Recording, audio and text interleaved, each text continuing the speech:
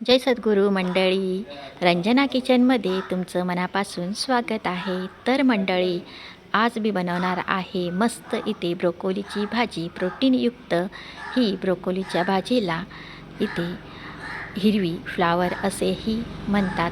तर ही मी अर्धा किलो अशी घेतलेली आहे। आता आहे ना, हिचे मी असे छोटे छोटे तुकडे करून घेणार आहे। तर तुम्ही कुठल्याही आकारात मोठे छोटे असे पद्धतीने मी करून घेतलेले आहेत। आता ही भाजी कशी बनवायची बघूया।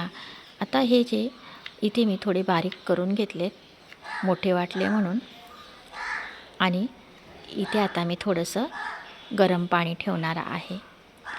आता हे 1-1.5 ग्लास असं पाणी ठेवलं म्हणजे आपली ही जी ब्रोकोलीची भाजी आहे ती बुडेल इतकं मी पाणी ठेवलेलं आहे।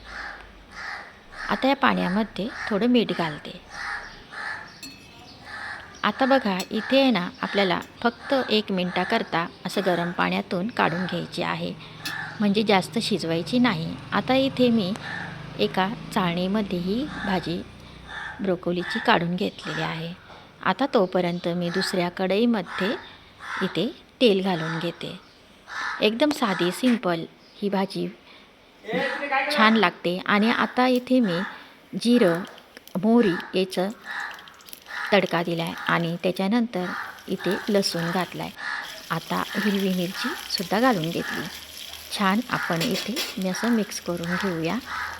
आता आहे ना, इथे एक मी चिरलेला बटाटा घातलेला आहे आणि थोडे असे वाटाणे घातलेत, त्याच्यामुळे छान आपली ही भाजी लागते खायला। आणि आता हे मस्त असं आपण फ्राय करून घेऊया। बटाटा शिजायला थोडा टाईम लागेल, म्हणून थोडा असं तेलामध्ये परतवला तरी छान बटाटा शिजून जातो। आता आपण इथे हळद घालते, हळद नंतर थोडं हिंग घालते। आता परत एकदा परतून घेऊया। तुम्ही ही भाजी कशी बनवता नक्की मला कमेंटमध्ये सांगा। आता इथे मी थोडी धना पावडर घातली, चांगलं मिक्स करून घ्यायचं आहे आपल्याला। आता इथे ही ब्रोकोलीची भाजी घालून घेऊ।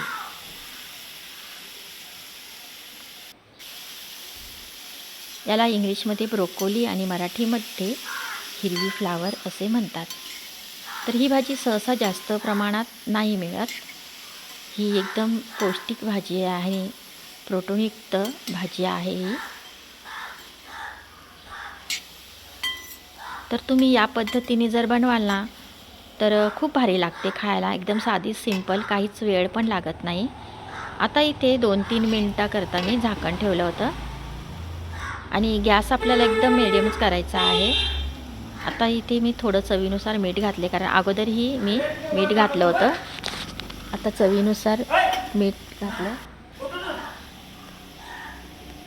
आणि आता ही भाजी मस्त आपली तयार झाले। थोडी कोथिंबीर घातले। आता बघा, थोडं मिक्स करून घेऊया आणि परत मी 1 मिनटं असं झाकण ठेवलं होतं, फक्त वाफ देऊन घेतली। 1 नंबर आपली भाजी झालेली आहे, तुम्ही पाहू शकता। मस्त ब्रोकोलीची भाजी लागते खायला। चला तर आपण आता इथे काढून घेऊया। तुम्ही ही भाजी चपातीबरोबर खाल्ली तरी चालेल। चला तर मग भेटूया पुढच्या व्हिडिओमध्ये, तोपर्यंत बाय बाय।